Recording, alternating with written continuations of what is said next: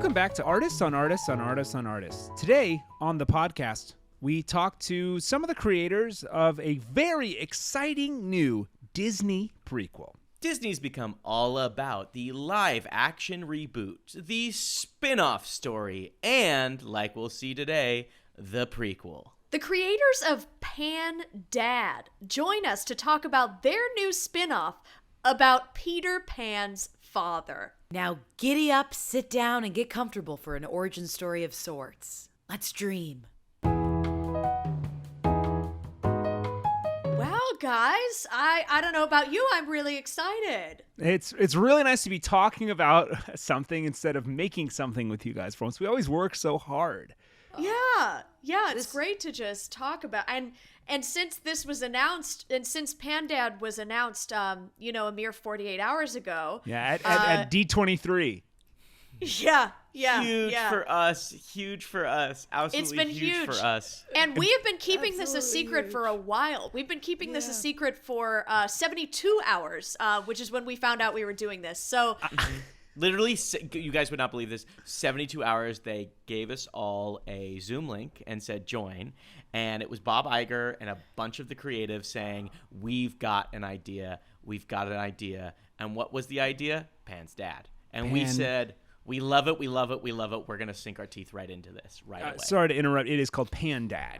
Pan Dad, I know we just got the idea, but it is called Pan Dad. Sorry, that was my mistake. And that was a big discussion on the Zoom whether it should be a possessive, but they eventually landed on they like the rhyme, and since Pan doesn't have an S on the end, they like Pan Dad. They like a clean rhyme. And we that was my big thing, because I was trying to say Pan and Dad don't rhyme. They don't fundamentally. They're a slant rhyme that's a big slant. But look, and Mr. Iger, yeah. He had a mouthful of Reuben, and he screamed, "We love how Pan and Dad rhyme." And you kind of don't, and you don't argue with that. I think I am coming around to Mr. Iger's position that those two things do rhyme.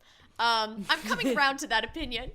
I'm certainly coming around Absolutely. to that. I've given it like the last 48 hours. I've been definitely thinking about how those things sound together. And for me, I'm now understanding what he meant by rhyme. And it felt like it rhymes. I'm coming around to the sounds of it. Yeah, so we should introduce ourselves. Yeah. Oh, yeah, sorry. Oh, this is just so exciting. Right. This just been a whirlwind. So, yeah, you guys saw D23, a big Pan Dad title card came out. So my name is Gordon Bywater, and I have been a writer's room ideation big thinker for Disney movies for a while now. I do a bunch of fun animated shorts with my roommate on the side, but mostly I'm in the ideation process at Disney. Awesome. My name is Zuzzy Monk. I am writing the music and lyrics for for Pan Dad, and I'm really excited. I've been writing a lot of off Broadway musicals. I was doing a lot of musicals that were ripped from the headlines kinds of musicals. My big one was Scaramucci off my Bucci. When Anthony Scaramucci was so funny. I mean, funny. It was a kind of a scathing review. So and I got a little ribald. I got a little cheeky, and I got a little let's just say irreverent. And so it's going to be hard for them to tone me down, but they haven't, and they will. And I'm really, really excited because we have a lot of great music in this. Incredible. Hi, I'm Terracotta Strong. I am a Disney illustrator and designer. I've been working there for 25 plus years. I'm so excited to be on this team as the head illustrator and designer. My big calling card is I designed Merida from Brave's hair. That's what I did. I drew all that. I designed that. And that was so funny and so fun that you did that. I thought, you bring this beautiful understanding of how hair works to everything that you do. And I'm not a hair girl, but that was what I think I'm most known for design-wise. I did the little boy's shoes in Up. So I've only had a little. I've never been lead woman on a project, art wise, and I usually only have like one part of a body of a character. So I'm really excited that I'm getting this opportunity to just be out here on the front lines with you creators. And I've always meant to ask this. I'm so sorry. We just met kind of recently. Is your name Terracotta Strong, or is Terracotta your first name? Terracotta is my first name. Strong is my last. Oh, thank you. Thank you so much. Of course. Well, hi. I'm Tracy Coldwater, and I am I'm the director of this project.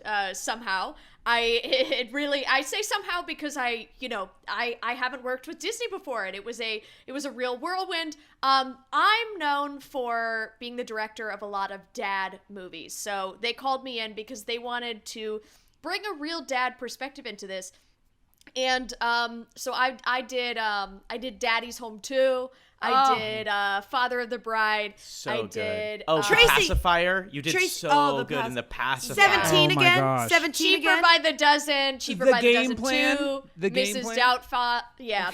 And, maybe other directors have been listed as credited directors on those projects, but I have been ghost directing pretty much every movie about a dad made within the last 40 years. So they brought me in because they really wanted that thing. And this is my first time that my name is going to be on it. On Well IMDb. deserved, Tracy. So well deserved. yeah, thank you so much. I'm overwhelmed. I'm excited. It's going to be fantastic. Is it true, the rumors I heard, that you guest directed every scene that Mr. Incredible was in The Incredibles, but none of the scenes he wasn't in? Yeah, none of the scenes that he wasn't in, they locked me out of the room for those. They would send me scripts with entire pages just blacked out because it was all, they're very protective. And so they didn't want me finding out what happened to the other members of the family. They said, just focus on Mr. Incredible. Just focus on Mr. Incredible. What's he doing? What's his job? What's he up to? So this is really exciting to get to delve into, not just Dan Pan. Well, and I guess this is when we could talk about the plot, right? Of this. Let's get into it. I guess we can't give too much, but it's going to be really exciting because I don't think viewers have had the opportunity to meet Dan Pan yet. He's been sort of a off-screen figure that is finally getting his moment in the sun, because I don't know about you guys, but every time I've watched Peter Pan, I've thought to myself, where is his dad? What's his daddy doing? What's he up to? What's his job? What does he like? Does he have friends? Does he have hobbies? And that's something that Gordon and I have really gotten into with the script and everything.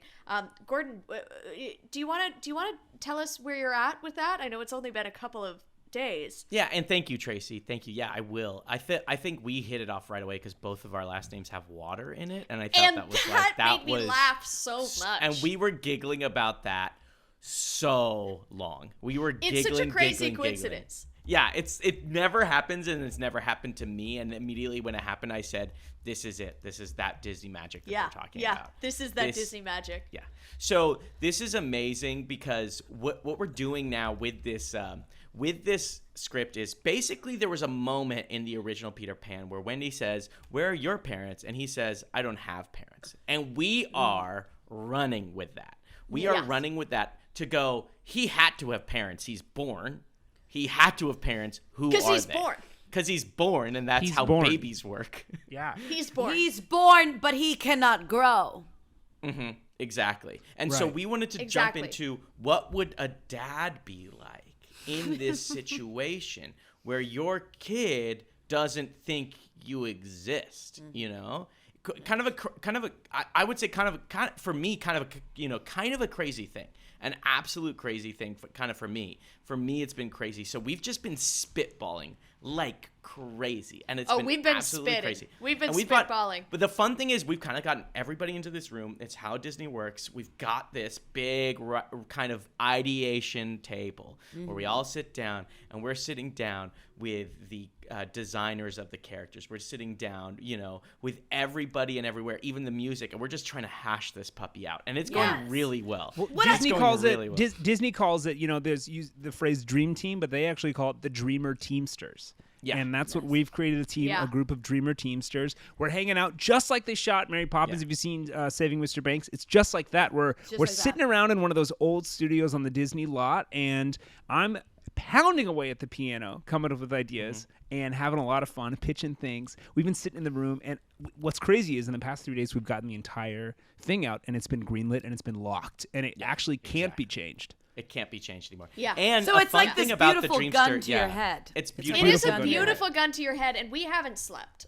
We should just say that we have not slept. No. There's been some yerba mates passed around the Dreamster Teamsters. And what's so funny, what's so funny is Yeah. this team is like a battery drawer in your house, right? Yeah. Where not all of us are kind of coming into our own in this role. Like Tracy, I mean, you've never fully directed a film. I mean, I'm an animation designer on a live action film. We're all doing this. And we don't know each other very well. But and can I say, Terracotta, I wanna bring up why it's so important that you're here. Please explain it, please. Because the original Peter Pan is, of course, animated.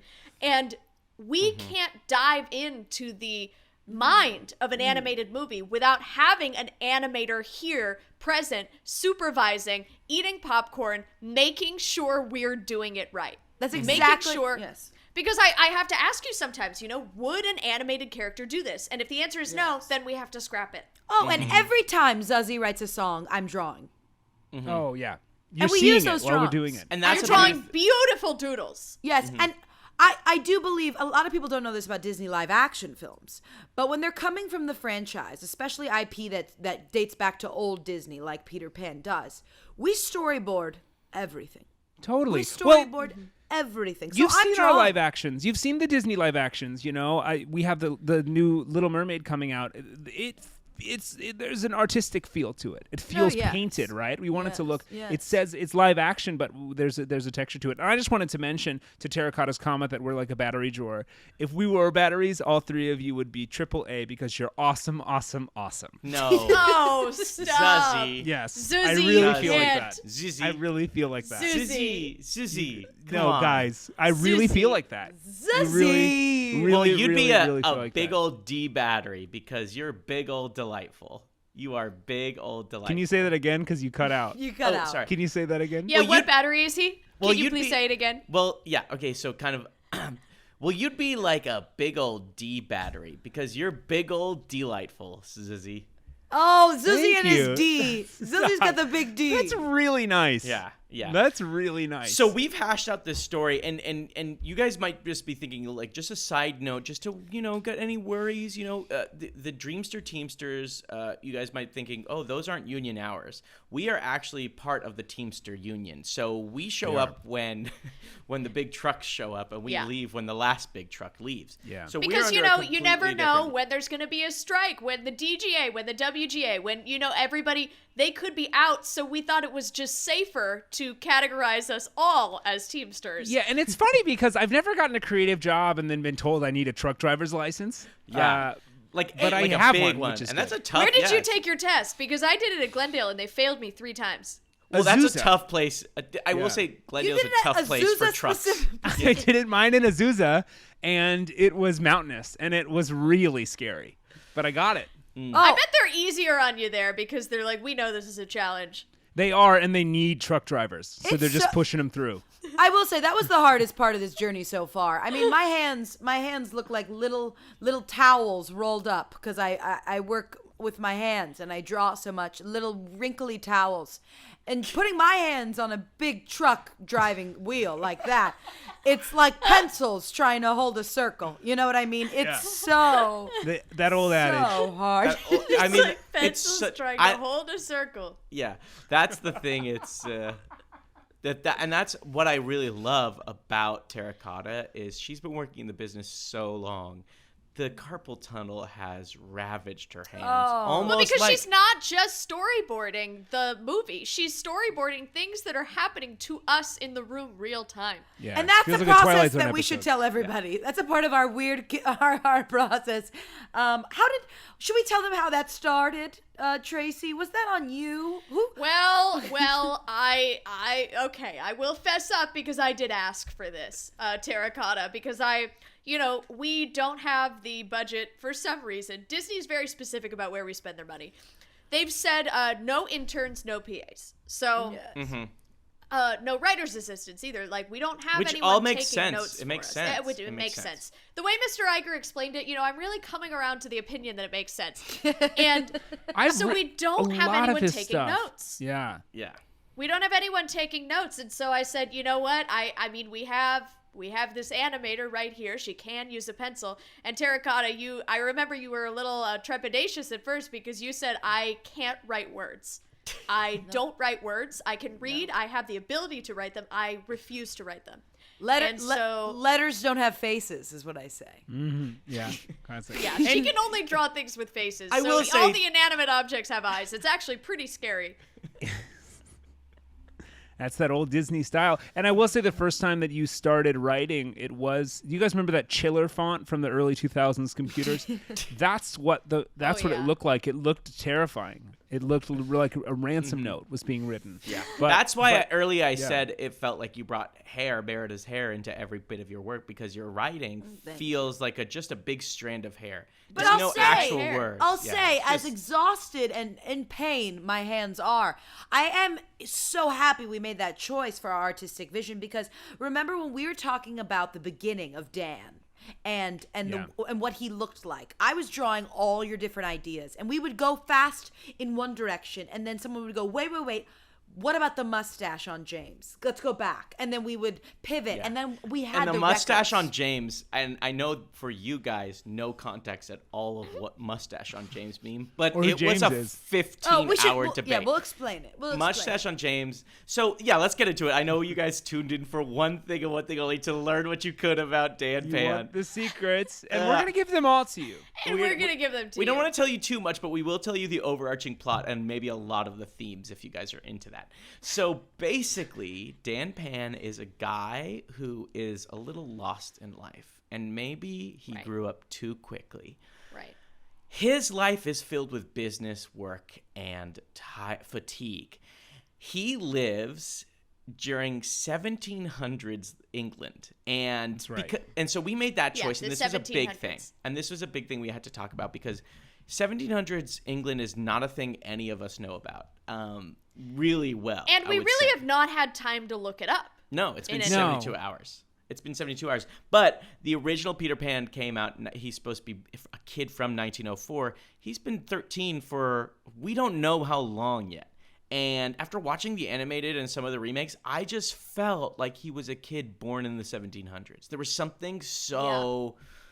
regal about him. There was something so specific about him, And he has such a high voice, the kind of high voice that they only had in the 1700s. Mm-hmm, and totally. I know that based on an opinion that I have when I look at those drawings of people. I just imagine them with really high squeaky voices. And this is an important thing, because I didn't have that opinion, but then Tracy said it, and then Terracotta drew it, and then I understood, and I came around to that idea. I came around to that opinion as well. Exactly. Me too. I really understood it. And then I started trying to incorporate what I would imagine 1700s England music into, So I got a harpsichord. We had a harpsichord laying around. We have there's an instrument room that's really goofy looking. Not the guy, not the dog. No, not the dog. The room doesn't look like Goofy. The room doesn't look like Goofy, but it's like kind of silly because there's so many instruments and all that. But we got a harpsichord. We started working, and it was really fun. From what I know about the 1700s, from a quick glance, of course there was some problems going on with America leaving England. So huge, and that plays into Dan. Dan is staunchly against the American Revolution. That's kind of what we he's in England, so it doesn't really affect him that much. It doesn't affect him. He's annoyed by it. He doesn't want them to go. He doesn't want There's a big long scene. He's really ticked off by it. Yeah. And this is something that really ticks Dan Pan off. And so we have this whole arc where he is walking around a 17th century coffee shop, and he is just muttering to himself, God, this sucks. God, I hate this. Yeah. God, those damn Yanks. I can't believe that they would try and separate. That's so irritating. They shouldn't leave. They shouldn't leave. And that's where the song. That's where the song "God This Sucks" come in. God, this sucks. God, I hate this. Sucks. Yeah. And I think when we go back to the beginnings of who Dan is and what it is to never be young and to be born into this world old, right? Right. I think that means... because that's the curse of the family. Because Peter Pan was cursed with a curse that made him young forever. Dan Pan was cursed with a curse that made him older, middle-aged forever. Mm-hmm. Yeah, and it makes you question if Peter has the curse or is choosing to be different than his father. Exactly. And it also... Yeah, it's beautiful. It establishes also that Peter is over 1,000 years old. Which we got really excited about. And that was something that Bob just put really clearly down. Does it for 1,000 years? Because maybe 100. It's only 100. 200. 1700s to the. But Bob said if he was born in the 1700s, he would be 1,000 years old, and I've been really coming around to that. I came around to when he said that. I've been really coming around to that opinion. I thought it said was it. Bob said it. That's why we said. Yeah, I wanted to put the whole thing in the 1950s. I was really interested in more of like doing the mid-century modern type of thing with Dan Pan and kind of going with this whole kind of what a man was at that time, Yeah.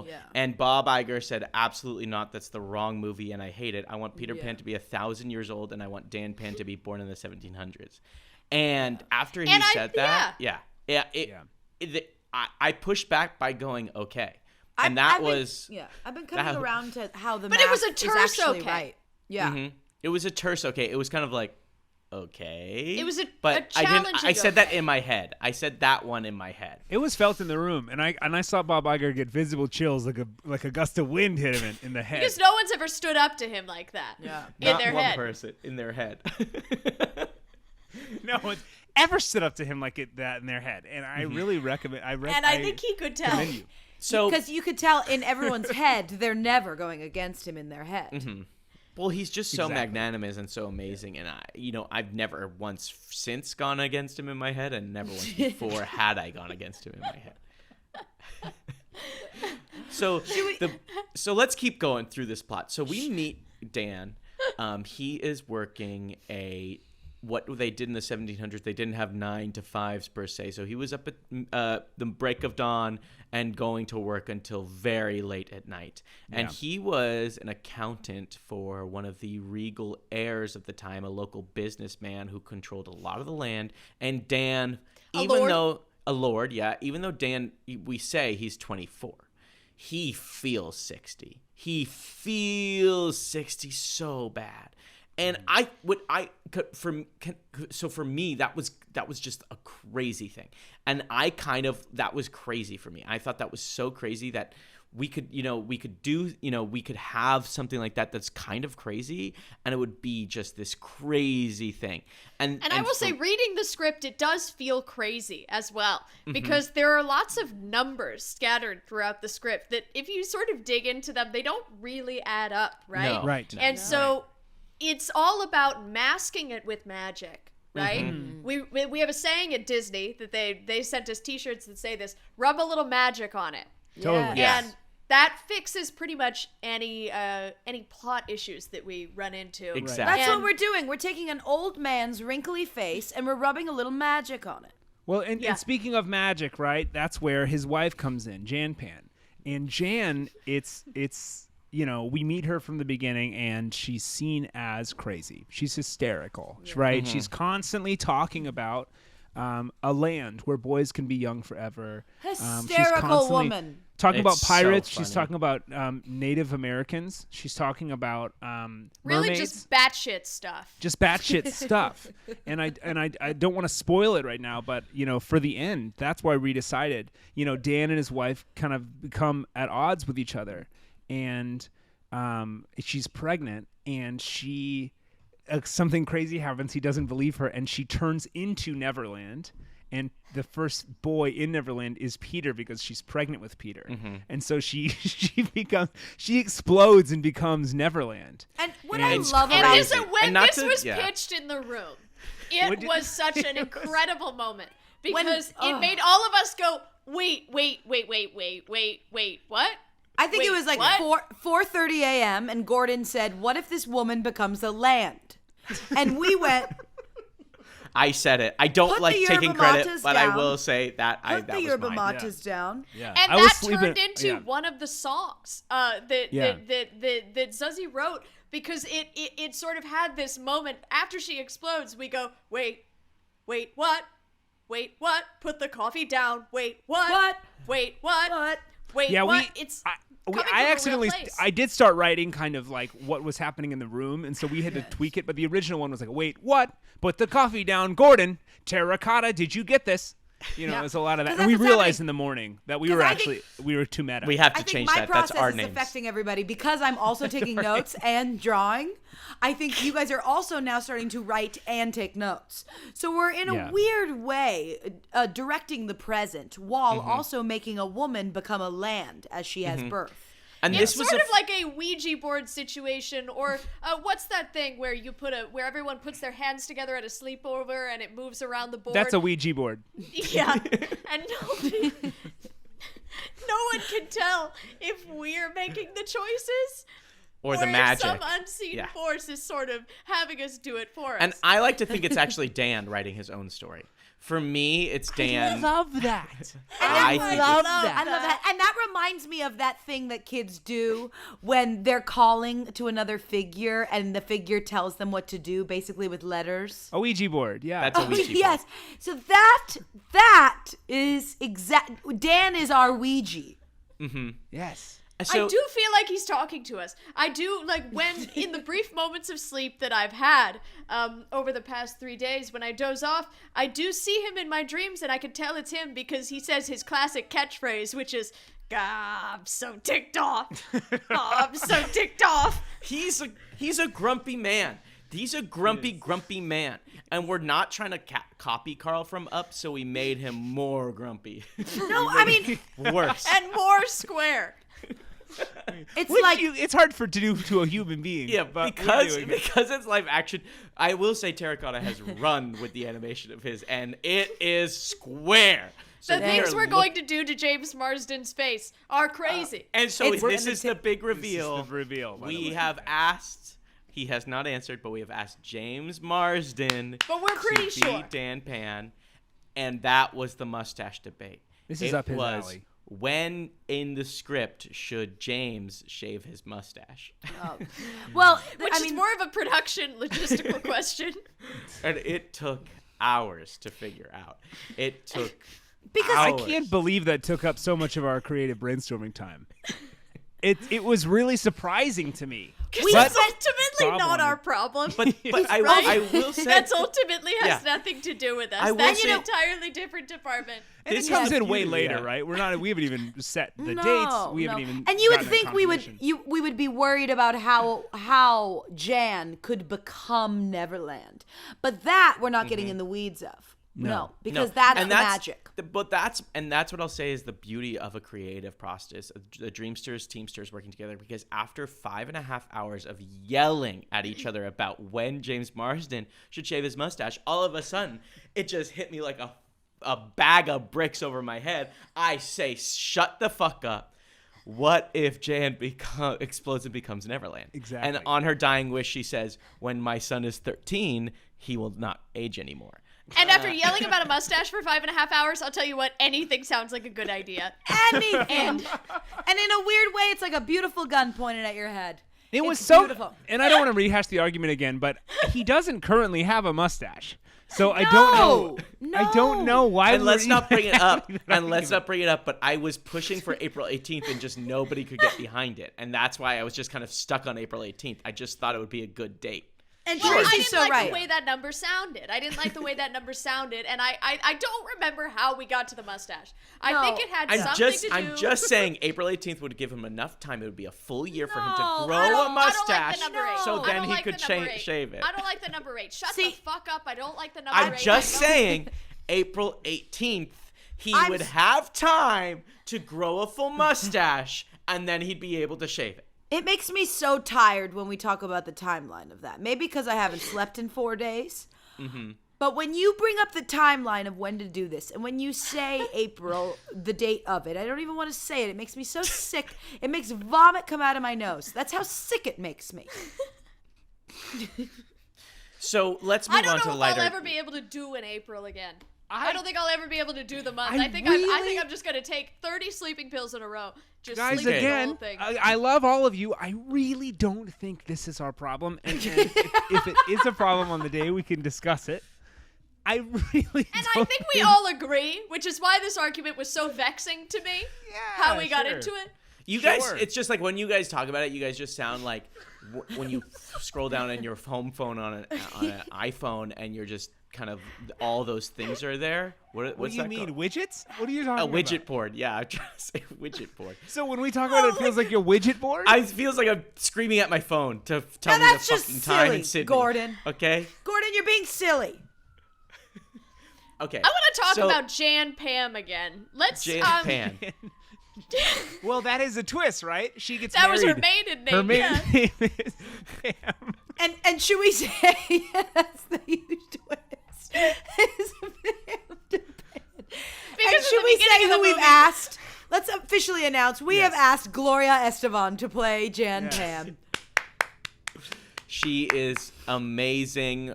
We've tapped her. We have not gotten a response back. She's a little confused, but we are so excited to sit down with Gloria and work out the details. We have tapped her. We did send out someone physically because we meant it. To tap her on the shoulder and say, Gloria, what are the dates? What about this? What are your avails? And it's so exciting because she is a woman with such grace, and she is so powerful and wonderful, and no one's ever seen her play crazy. No, and not I'm like, once. No. Glow needs to play crazy. Like, Susie, are you excited to write songs for a crazy woman? I can't wait. And writing for Gloria, too. Let's just say there's going to be a little south of the border influence. Okay. I'm going to love seeing the south of the border influence combined with 1700s England. Yeah. Combined with hysteric woman. When I found out we were be approaching Gloria, I got my jam box out and I listened to Conga by Gloria Estefan for 4 hours straight, and it made me crazy. That song is crazy, and that song is crazy making. And I really feel like I was in the head. I said, no, I can see where Neverland comes from if this is the vibe. You know what I mean? If this is what's going on inside. And that was really tough because we were all still in the room. We're not allowed necessarily to leave the room because they are very scared about NDAs. So Zussi was sitting in the corner with his headphones just kind of touching and going there with headphones connected to my Bluetooth speaker. And I just was going at it. And you were sort of mirroring what Jan Pan goes through in the movie, where she drives herself so insane, so insane, and we watch her rapid mental decline. And she's about to send herself to the asylum. Yeah. When she makes that decision to become a land. She chooses. It's of her own choice, obviously. Yes. And it's a choice she makes as a Pan, not a Pam. Exactly. When she gets married on her wedding night. And Terracotta, I also wanted to thank you because I was in such a fugue state. I don't remember that period of time. I just remember what came out of it and see what came out of it. All the drawings you made of me as it was going. I'll cherish those forever. Hundreds and hundreds of drawings because it's the only record we have of it. It's the only record we have of the sound. And I'm so glad we have the sound of you listening to another song. As a composer, I think it's so important that someone is documenting you doing the research. We have drawings and drawings on drawings of a little boy in a corner with his Bluetooth speaker and his Bluetooth headphones. And for me, it felt like it was beautiful because in that moment, I saw Peter for the first time. Yeah. And I think we should talk about that now. Yeah, we Peter, should talk who's not in this movie. But the influence that Peter has over this movie. Yes, I mean it would be really hard to make this movie without the original Peter Pan. Totally. His presence is all over. There. And we like to do little nods here and there. Guess what color Dan Pan's shoes are? Green. Green. Yeah. And guess what color his hat is? Green. And guess what he wears the whole time? He wears a green little leotard for the whole movie. And one of the first scenes is Dan is working really hard at his desk, and he hears a little boy with a stick kind of knocking things around outside in the alley. And he opens the window and he screams, "Are you lost, boy?" Which is, of course, a reference to the Lost Boys. Yes. Yeah. We wanted to try to combine the impact and the devastation and the heaviness and the craziness of Inception combined with a movie like Muppets Treasure Island. Yeah. And we wanted to make sure that we reference every character by name in some way, even if they aren't in the film.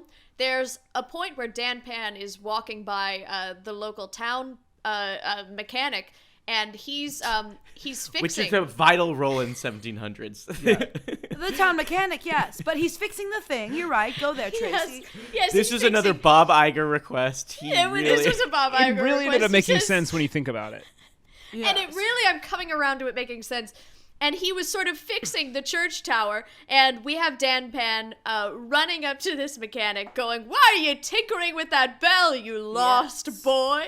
Yes, and that scene happens right after Jan is in the bathroom, and she says, "I have to take a tinkle." Yeah. Yes. And then when she pisses, we see a little bit of fairy dust in the back, just a little bit. Mm-hmm. We do. We do. Because that's we what we show learned. the piss. There's we something show special the with piss. this family. There's something special, and it's in the piss, and it's in the blood. And that's very exciting because I guess, Tracy, you've let us know. You're going to have Darren Aronofsky come in for that shot. Yeah. And Just for that specific shot. Because that shot, I'll tell you what, it felt out of my depth. I did not think that I could handle it. There's no dad stuff there. No. No. I think when Mr. Iger, told us that this is where he wanted us to go with it, I tried to take it on, and I was mapping it out in my head, and I just got too freaked out. So, I put in a call to the guy who knows what he's doing with that. Yeah, gritty. It's going to be a gritty. single moment of the movie, and I'm really excited about it. Zuzzy, are you allowed to talk about some of the collabs you're doing with some of the music? Because I know we have a little bit of a Meghan Trainor maybe coming into the office. Okay, yes, let's talk a little bit about it. There are some people that are coming in. We're treating this a little bit like the SpongeBob musical in that we're having a bunch of different artists create. And I referenced SpongeBob musical because I worked on that. I worked on front of house for that musical for about 3 months. You just worked the box office. I worked the box office. Yeah, I did. Okay.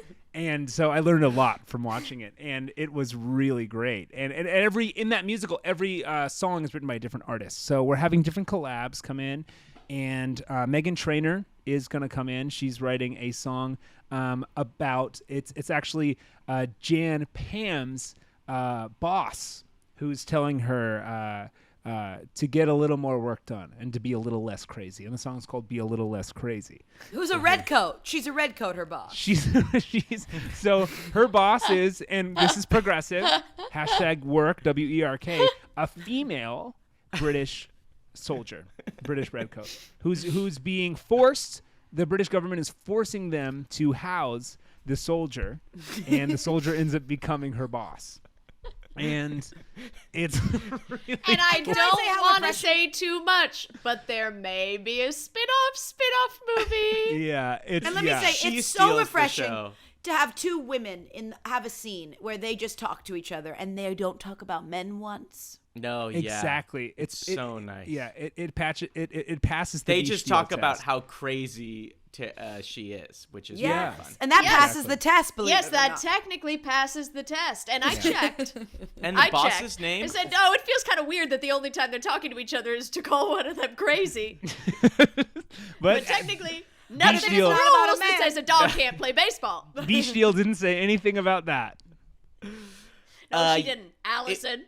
Beach Deal. Okay, and so listen. I will say I love the idea that you're bringing in so many different artists. Because let's talk about that. You've been helping us. You've been helping us so much with the ideation thing, but none of your music will actually be in the movie at all because you've got all these other artists writing the music. Well, I'm it's it's Meghan Trainor and it's Omarion and what I mean? We got Omarion. We got Omarion. I know. We were talking about Omarion. Let's talk. I can actually unveil the list right now. It's really exciting. Meghan Trainor, Omarion, Miguel, Greta Van Fleet. No. Yeah, Greta Van Fleet. They're writing the big number for us. For the Dan Pan flashback scene when he was a boy and he had a bunch of brothers and they got wild in the woods in London. And I heard a rumor, and you can confirm it as us. We got Crazy Town, who's saying "You're My Butterfly" to do the theme song, the ballad. Yeah. Oh, did you say the theme song? Theme song ballad. The theme song ballad. Yeah, we're starting with a sad song. Did the National say yes? The National said yes. No, the National said yes, which is really exciting. We got who else is involved? Sophie Tucker, the House Electronica group. This is wild. This is gonna be so. We got great. Guys. I actually just got a text. Good. We got duck sauce, which is really exciting. Yeah. From Barbara Streisand. Gonna be so good. They've already sent me a little clip of it. Do you want to hear it? Yes. Dan Pan. It's so good. It really cuts to the heart of what this movie's about. Yeah. And I will say it's so great that we've been able to star-stud this, the music of this film, because I know that Disney originally asked Alan Menken, and he told them, in his words, "Fuck off." Yeah. So it's great that we were able to rebound like this. Totally. In his words, however he says that. He might say it a different way. But the essence of it was, not to be crass, but fuck off. Fuck off. Yeah. I think I'm not sure if we've really painted a picture. I guess the question that was on our minds throughout the writing process, and the question that I think is on a lot of viewers' minds, is what exactly does Dan Pan do in this? Because it kind of seems like, and there's a short answer and a long answer, right? The short answer is not much, okay? Mm-hmm. But the long answer is he's living an entire life. We see this entire man's life, middle-aged to, of course, middle-aged, because he's stuck like that. But you see him sort of go through all these stages, walking around, getting ticked off at the coffee shop. And he's getting ticked off about different things as he ages, Mm-hmm. Because at first he's getting ticked off about, the American Revolution, stuff that might affect like a young man, a college student, a revolutionary thinker. Then he starts to get ticked off about walkers, canes. Then he starts to get ticked off about regret, ultimately, which is something that happens at the end of their life, which is something he will never be able to have, right? Mm-hmm. Yeah. So it's really, I'm curious as to how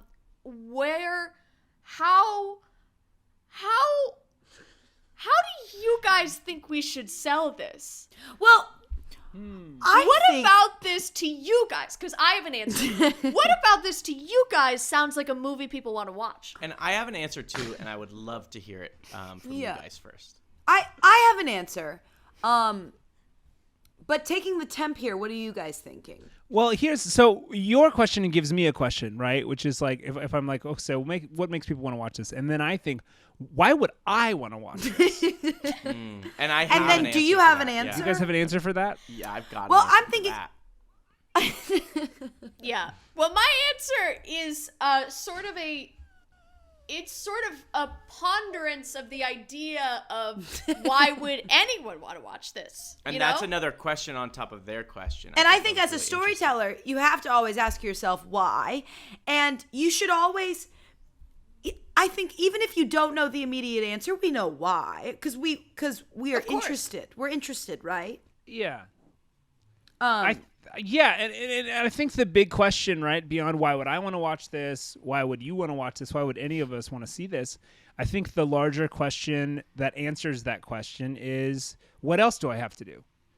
And I think that might be, I think that to me might be it. That really helps narrow it down, because... And also just on top of that, that makes me think of the question, what else do I need to do, but also what else do I want to do? What other options are there for me in this world in a way, Like I just feel like good. I feel good about that.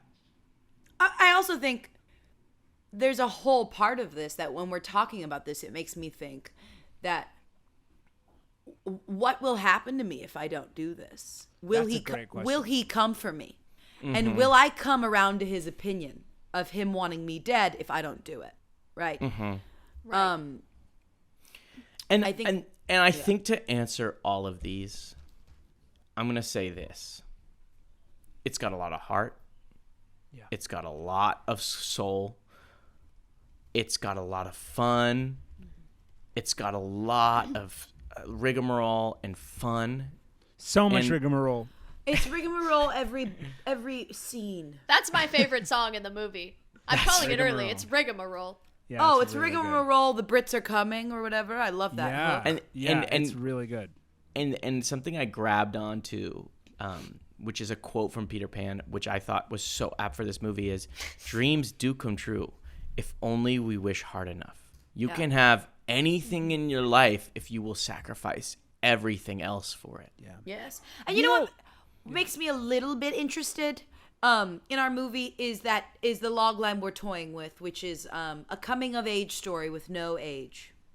Yes. I love That that. makes Coming me a of little middle bit. age. That makes Coming me, of middle that, age, yeah. That makes me Yeah, a little it interested. inspires, I think, a feeling in viewers of, oh, what is that? Yeah. And that's enough for me how at I this feel. point. Yeah, that feels good for me. Well, yeah, and- that, and we- that does it. I does also I think one of the other reasons is we forgot to talk about the funny sidekick. Yeah, this is what I wanted to bring up Of earlier. course, Every of main course. Disney character needs a funny sidekick. So Yeah. yeah, you take it away, Suzy. So and this was my idea, and I'm really proud of this. It's Dan Pan's sidekick is his employee Bob Cratchit, played by none other than the magnanimous Eric Stonestreet, and he's just the biggest fucking idiot. And he's so dumb. And Stupid. if you're sitting there wondering if it's that Bob Cratchit, the answer is yes. Yeah. It And is. you guys, I can't is. stop The drawing. Bob We Cratchit tie from in- A Christmas Carol I by can't Charles So stop Dickens. basically, drawing him. in I our can't stop. world, Bob Cratchit, before he gets his job with Scrooge, works for Dan Pan. Well, he had to build his resume before working young. for Scrooge. And Bob Iger he said we need a crossover in some way. There has to be a crossover. He's trying to make the creative universe of all IP that's not already tied together. So the Exactly. idea is to tie in A Christmas Story for sure. to Peter Pan, and then to tie in all the Disney IP, like all the Disney Channel original movies, the Time Stoppers. But I love that he wants to start with the old men first, right? Well, that's how he's doing it. He's we tying will it say with all this, the- right? I know. Well, he's starting with the old men. He's starting with Dickens, and he's starting with Peter Pan. But then, speaking of the DComs, we should mention this. There is a friend of Dan's that says, "I'm getting on a ship to America, and my dream is to one day go from water to snow." And his name is Jonathan Tsunami. And he's the great grandfather of Johnny Tsunami. Which is just when Bob Iger pitched that, my first reaction was, I'm gonna get on board with this. This was There's a long gotta be Zoom, something. by the way. It was a long Zoom with Bob. Yeah, he had a lot of long. ideas. It's a really lot more than I think I was expecting. Really But- funny to see what he focuses on too, and what he's interested in doing. You know, like we didn't talk about budget, we didn't talk about locations or deadlines or anything. We talked a lot about Easter eggs. Doesn't We care. talked- He's just about the art. Yeah. He's just about the art. And the way you should have seen him on this Zoom. He was sat in a big armchair, smoking a big cigar in front of a fireplace, and his back was sort of turned to us like this. And he was talking to us over the shoulder, and sometimes he wouldn't even look at us. He just had someone else holding the camera, shooting him in like a very dramatic way. And you know, when someone says something in that opinion, you listen to him. Yeah, Absolutely. And also, you know, we had to take breaks because he'd bring people in to fire him and send him out. Right. But it was really. I mean, really it's just wild. like he's just an idea machine, and that's why it's a Dreamster dream to be a part of it. I mean, some of the other things he was. It's a dreamster wish your heart makes. Yeah. You know what I mean? I mean, Absolutely. like a crazy pitch that he had, which I loved, was he said, I want there to be a man who's giving coffee to Dan Pan who says, I'm a vampire, and in a couple hundred years, I'm going to go on a date with a mom. And that's, of course, a tie into the Disney Channel original movie. My mom's got a date with a vampire. And I thought when he said that, this is gold. I've got to get on board with this soon. He also really insisted on this character, Eddie, who makes a cameo. And he is seen cooking a big pig on a Spitfire. Yes. Which, of course, is the Disney Channel original movie, Eddie's Big Cook-Off. That was a tie-in. I loved it. It was a nice nod. What we're trying to do here is content soup. Anyway. Yes, content soup, yes. I love when Dan's down on his luck because he doesn't want America to leave, and he's walking down the streets of London, and there's a little group singing with the hat for tips. And if you look close enough, you'll see the Cheetah Girls. Mm-hmm. That's the Cheetah Girls. We got him back. I do want to mention, I also just want to really, just some shout-outs. For the Eddie's $1 Million Cook-Off shout-out, we did actually end up getting Taylor Ball. The original Eddie is back. The original Eddie. We found him. Back. We found him. And for the vampire, we did end up getting Charles Shaughnessy, the original vampire from My Date with the Vampire. Beautiful. And then we did get Adrienne Bailon for Cheetah Girls. Just her, and then we have a couple mannequins dressed like Raven. Just her, and it's CGIing her as the rest. And I don't want to spoil much more, but there's this beautiful, powerful scene right after Jan Pan explodes into Neverland. Bob Cratchit comes up to Dan Pan, and Dan Pan's crying, and he's going, "Where'd she go? Where'd she go?" And Bob Cratchit turns to him and goes, "Sorry, kid, that's Halloween Town too." And I thought that was really great because you both tie in a Chinatown reference and a Halloween Town 2 reference. I thought, this is a Brainiac showing us his muscles. I'm so glad that I'm finally getting around to understanding the opinion to do all this. Totally. It's a real joy once you come around to the opinion that this is a good idea. It's exhilarating. Because, people think that you have your opinions and these are your opinions and they're fixable, but they're not. You can change your opinion. Mm-hmm. Yeah. You can change if just you like don't Dan sleep Pan enough. Does about the American Revolution.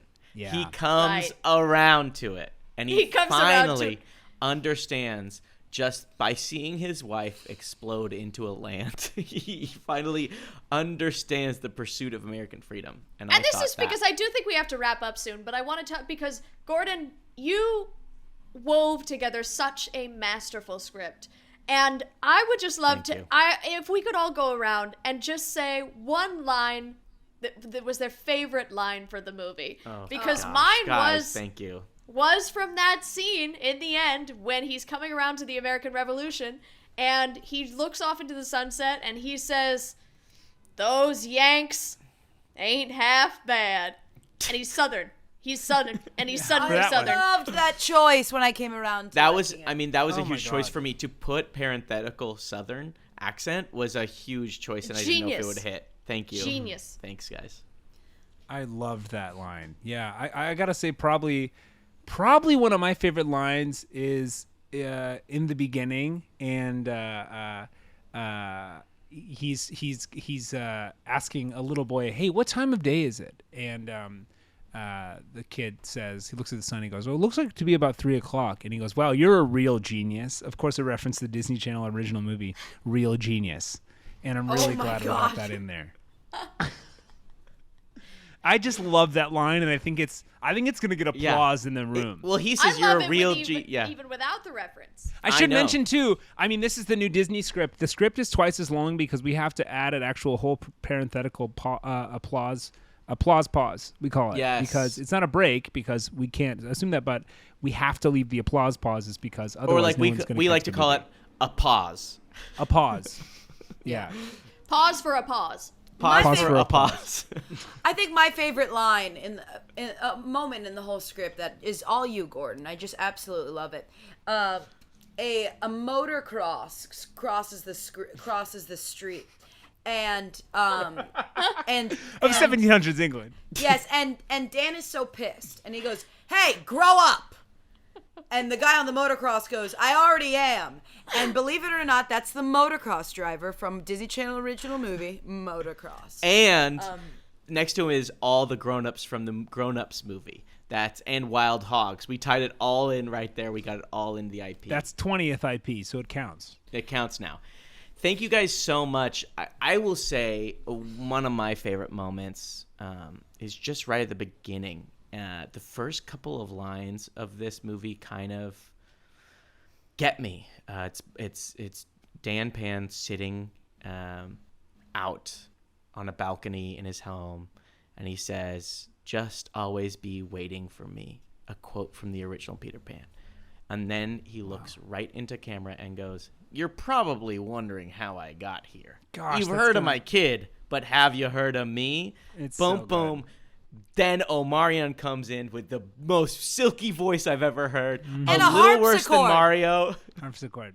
And then he does Omarion harpsichord, that quote. Say no more. Out. And then also, I think we have a lot of taglines that are going to be slapped on the poster, but one of my newest ones that I love is "You can't spell Neverland without Dan."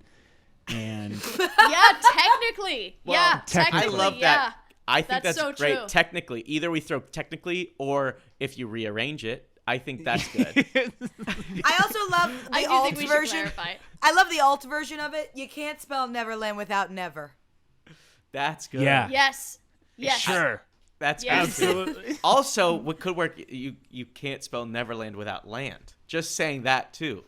You can't. It that's also, what good. I was tossing around in the wee hours was "You can't spell Neverland without Eva," Yeah. who is the name of my neighbor.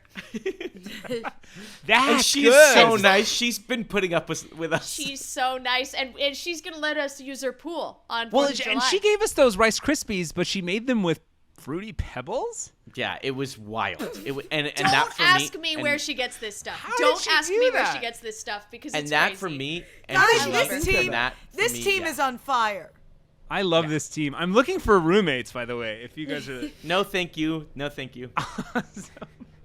No, thank you.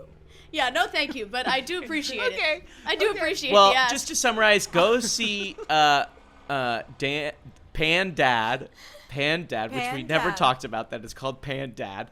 Yes, we did. Well, we did because we talked think- about how it rhymes. We Well, explained it. maybe then it's you can't spell Neverland without Pan Dad. See, I think you're not Which coming isn't around to how true, good of an but- idea it is. Well, in your I'm coming opinion. around to the idea of there being a P in Neverland, like you just said. Never lamped.